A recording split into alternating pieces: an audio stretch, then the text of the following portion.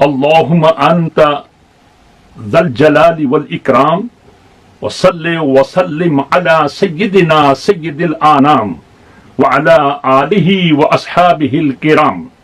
محترم سامعین سامعات، خواتین و حضرات، دروس حدیث کے سلسلہ میں ایک اور حدیث لے کر آپ کی خدمت میں حاضر ہوں۔ اس حدیث پاک کو حضرت عمر بن میمون اودی رضی اللہ تعالی عنہ روایت کرتے ہیں۔ وہ فرماتے ہیں کہ آقا دو جہاں مدنی تاجدار صلی اللہ تعالی علیہ وسلم نے ایک شخص کو نصیحت کرتے ہوئے یہ ارشاد فرمایا۔ کیا آپ نے فرمایا اغتنم خمسن قبل خمسن، آپ نے فرمایا کہ 5 چیزوں کو 5 چیزوں سے پہلے غنیمت جانو، جب وہ تمہارے پاس ہوں تو اس وقت غنیمت جانو۔ وہ کون کون سی چیزیں ہیں؟ آقا دو جہاں صلی اللہ تعالی علیہ وسلم نے ارشاد فرمایا کہ شبابک قبل حرمک، کہ جب تیرے پاس جوانی ہو تو اس جوانی کو بڑھاپے سے پہلے غنیمت جانو۔ نمبر 2 صحتک قبل سقمک، کہ بیماری سے پہلے صحت کو غنیمت جانو۔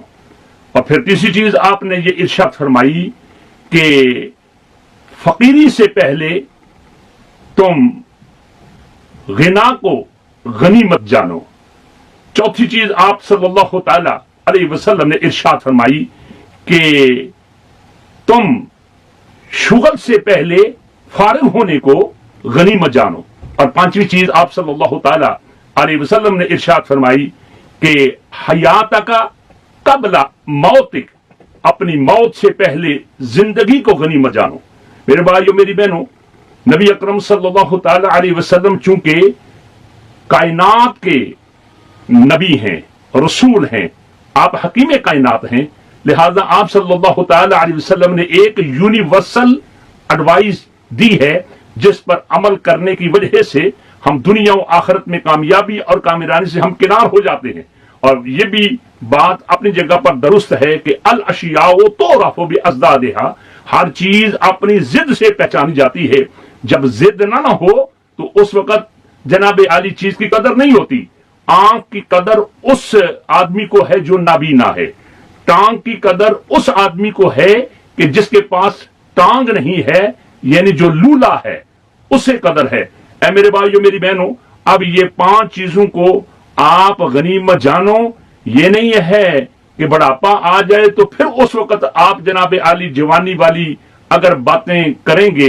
ظاہر ہے کہ جوانی کے عالم میں آدمی بہت کچھ کر سکتا ہے، لیکن افسوس کہ ہماری جوانی کدھر صرف ہو رہی ہے، ہماری صحت کدھر صرف ہو رہی ہے، اور ہمارا جناب عالی فارغ رہنا، اور بالخصوص اس کرونا وائرس کے دور میں ہم بالکل فارغ ہیں لیکن توبہ استغفار نہیں کر رہے، کچھ پڑھ اور نہیں پڑھا رہے، اور ذکر و اذکار نہیں کر رہے، اور اللہ اور اللہ کے رسول صلی اللہ تعالی علیہ وسلم کی یاد میں یہ ہمارے دن اور رات بسر نہیں ہو رہے۔ اور اسی طرح آپ صلی اللہ تعالی علیہ وسلم نے فرمایا کہ اپنی موت سے پہلے تم اپنی حیات کو، اپنی زندگی کو جناب عالی غنیمت جانو۔ لہذا موت کا کوئی پتہ نہیں ہے، موت کب آئے گی، کس وقت آئے گی، کہاں آئے گی، کیسے آئے گی، اس سے پہلے یہ اللہ تعالیٰ نے جو زندگی ہمیں دی ہے، اس زندگی سے فائدہ اٹھانا چاہیے، اور اس زندگی کو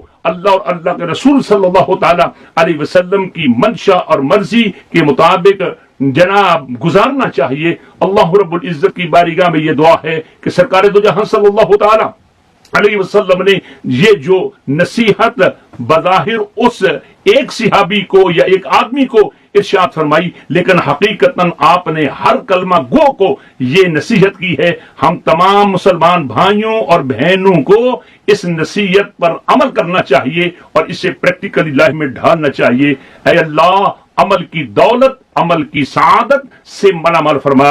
آمین ثم آمین۔ وما علینا الا البلاغ المبین۔